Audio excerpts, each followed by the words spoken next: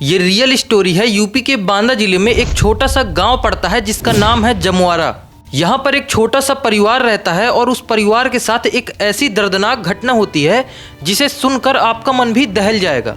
आगे इस real incidence में बढ़ने से पहले मैं आपको ये बता दूं कि इस रियल स्टोरी को मेरे ही एक रिलेटिव ने मुझे इंस्टा पर भेजी है, जिसका स्क्रीनशॉट आप यहाँ देख सकते हैं। मैं इनसे पर्सनली खुद मिला हूँ, तो आगे की कहानी में जो होगा वो आपको सोचने पर मजबूर कर देगा। हम कहानी में कुछ प्राइवेसी रखते हुए अपने रिलेटिव का नाम राकेश रख देते हैं। जैसा कि हमें पता है कि राकेश एक छोटे से गांव से बिलोंग करता है और उसके 2 बड़े भाई हैं और राकेश ही सबसे छोटा है। ये बात है सन 2013 की, जब राकेश अपने गांव से ही कक्षा 12वीं की पढ़ाई कर रहा था। गांव में तो वैसे भी कोई अच्छा स्कूल रहता नहीं है, तो राकेश अपने गांव से 5 किलोमीटर दूर एक छोटा सा कस्बा पड़ता है, वहां पढ़ने के लिए जाता था। राकेश के जो पिता थे वो PWD में एक छोटी सी पोस्ट पर थे। उनकी इतनी सैलरी नहीं थी कि वो अपना परिवार ठीक से चला पाएं, क्योंकि इनका परिवार काफ़ी बड़ा था। लेकिन राकेश पढ़ने में होशियार था, तो उसके घर वाले भी किसी न किसी तरह से उसे पढ़ाने में लगे रहते थे। अब राकेश 12th क्लास के एंड में आने लगता है, पर उसे इस बात की भनक ही नहीं थी कि यहाँ से उसकी पूरी लाइफ चेंज होने वाली है। बेसिकली ये जो राकेश था, जब अपने गांव से अपने स्कूल जाता था तो वो जो 5 किलोमीटर की डिस्टेंस पड़ती थी उसके बीच एक कब्रिस्तान पड़ता था और वो 5 किलोमीटर की रोड हमेशा सुनसान ही रहती थी। राकेश को बाई चांस ही उस रोड में कोई आता जाता दिखता था। एक रात जब राकेश अपने स्कूल से घर आ रहा होता है, अब यहाँ रात का मतलब समझिए थोड़ा। अब जैसे कोई इंटरमीडिएट और हाई स्कूल का विद्यार्थी होता है तो उसकी दिनचर्या कुछ ऐसी होती है। सुबह 9 बजे से स्कूल जाना और 2 बजे स्कूल की छुट्टी होना, उसके बाद घर आना, अपना खाना पीना जैसे कर लेना, फिर 3 बजे से लगातार 6 या 7 बजे तक कोचिंग चलती रहती है। राकेश भी उस टाइम पर अपने एक स्कूल टीचर से वहीं पर कोचिंग पढ़ता था, तो राकेश की पूरी कोचिंग 6 बजे तक खत्म हो जाती थी। लेकिन एक दिन राकेश 6 बजे कोचिंग से निकलता है और अपने दोस्तों के साथ चाय समोसा करने के लिए निकल जाता है और चाय समोसा करते करते उसे बज जाते हैं शाम के 6:30। तब वो जल्दी जल्दी वहां से अपने घर के लिए निकलता है। लेकिन उस दिन उसकी किस्मत भी साथ नहीं देती है। उसकी साइकिल ही बीच रास्ते में पंचर हो जाती है। अब वो साइकिल को घसीटते हुए पैदल ही आने लगता है। अब कुछ ही दूर में आने वाला था वही कब्रिस्तान।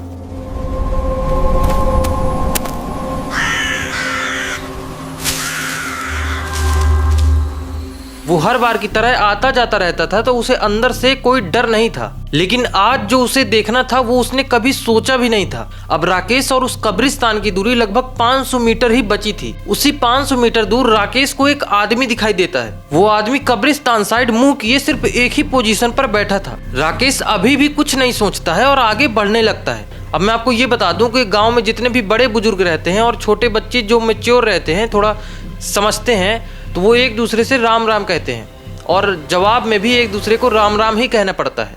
अब राकेश जैसे ही उस आदमी के पास आया जो कि कब्रिस्तान के ठीक बाहर बैठा हुआ था और अपना सर नीचे किए हुए था, अब राकेश उस आदमी के पास जाता है तो पता नहीं क्यों उसका मन ऐसा कहता है कि वो उस आदमी से राम राम कहे। राकेश उस आदमी से बिना झिझक के कहता है, बाबा राम राम, पर जवाब में उसे कुछ भी नहीं मिलता। राकेश 2 बार और कहता है, लेकिन फिर भी उसे कोई रिस्पॉन्स नहीं मिलता।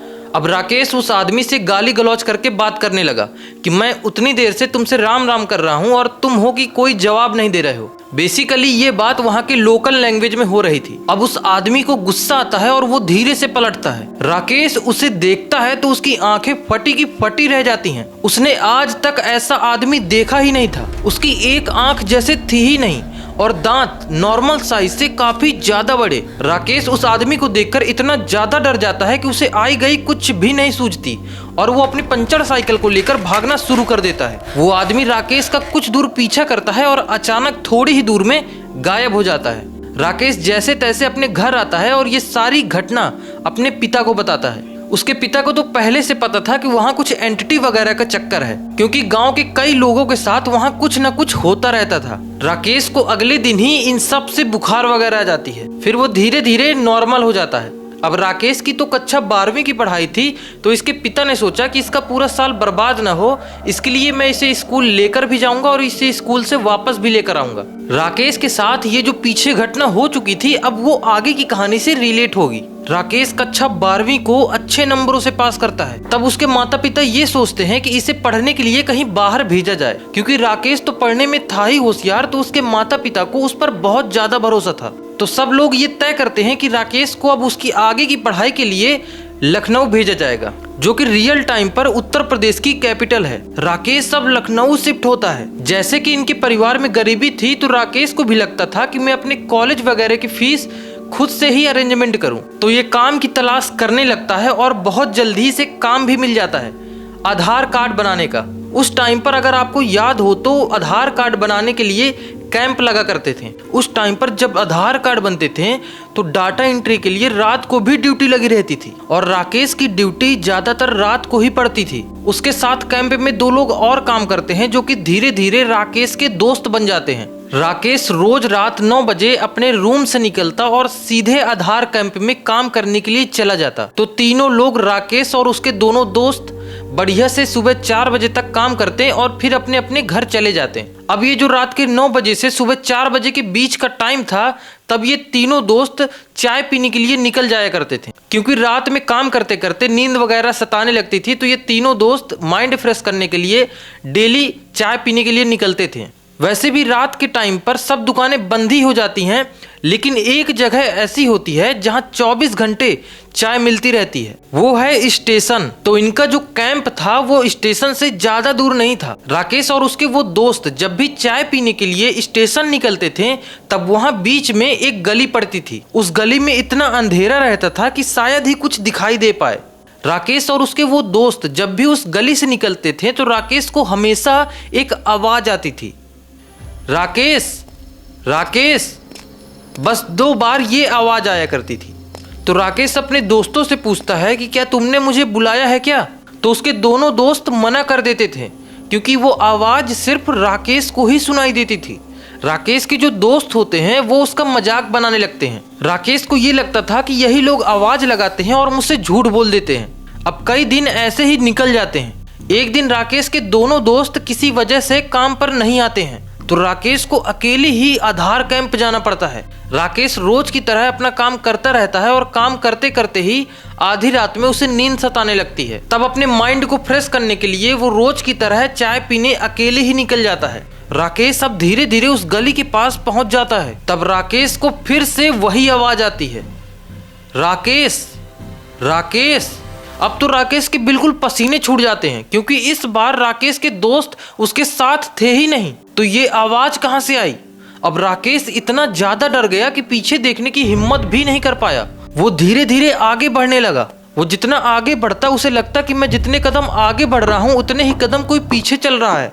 उसके कदम जैसे ही रुकते, पीछे से आने वाली आवाज भी पूरी तरीके से बंद हो जाती। अब वो इतना डर चुका था कि उसका सारा बदन पसीने से भीगा हुआ था। थोड़ी देर ऐसे चलने के बाद राकेश को थोड़ी दूर में स्टेशन दिखाई देता है। तब राकेश जल्दी से दौड़कर उस चाय वाले की दुकान पर जाता है। तब जाकर राकेश को राहत मिलती है। अब राकेश अपने रूम पहुंचता है और ये पूरी घटना फोन से अपने माता पिता को बता देता है। उसके माता पिता तुरंत ही उससे मिलने आ जाते हैं। अब उसके माता पिता ने उसका पूरा रूम चेंज करा दिया।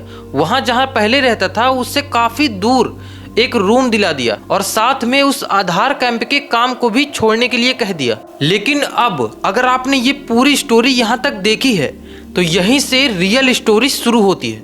राकेश के माता पिता ने उसे नया रूम दिला दिया और 1-2 दिन साथ रहकर तीसरे दिन ही वो अपने गांव चले जाते हैं, क्योंकि अगर वो काम नहीं करेंगे तो राकेश को थोड़ा बहुत पैसा कहां से भेजेंगे। अब राकेश अपना किसी तरह से रहने लगता है। लेकिन राकेश बहुत दिनों से एक चीज महसूस कर रहा था कि जब से कक्षा 12वीं की वो घटना हुई थी वो कभी अकेले नहीं था। उसे ऐसा लगता था कि जैसे कोई हर टाइम उसे देख रहा हो। अब एक दिन की बात थी जब राकेश काफी देर रात तक पढ़ाई कर रहा था। उसे पढ़ते पढ़ते रात के करीब 12:30 बज गए थे। अब उसे नींद भी आने लगी थी, तो वो सोने के लिए चला जाता है और थोड़ी देर में ही उसे गहरी नींद आ जाती है। अब करीब रात के 2 बजे होते हैं और वो अचानक करवट लेता है और अपना हाथ बगल में रखता है।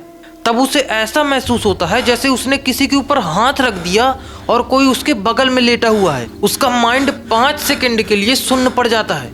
उसने तुरंत आंखें खोली और फिर जो देखा वो कभी सोचा भी नहीं जा सकता। एक छोटा सा लड़का उसके बगल से उठता है और तुरंत गेट के पास दौड़ता है और देखते ही देखते गायब हो जाता है। उस टाइम राकेश के पैरों तले जमीन खिसक गई थी। अब राकेश को पूरी रात नींद नहीं आई और अगले ही दिन अपना पूरा बोरिया बिस्तर बांधकर सीधे गांव पहुंच गया। उसने अपने माता पिता से पूरी घटना बता दी। अब ये कहानी का एंड यहीं पर नहीं होता, क्योंकि आगे हमें ये पता चलेगा कि राकेश के साथ ऐसी पैरानॉर्मल एक्टिविटीज होती क्यों थी।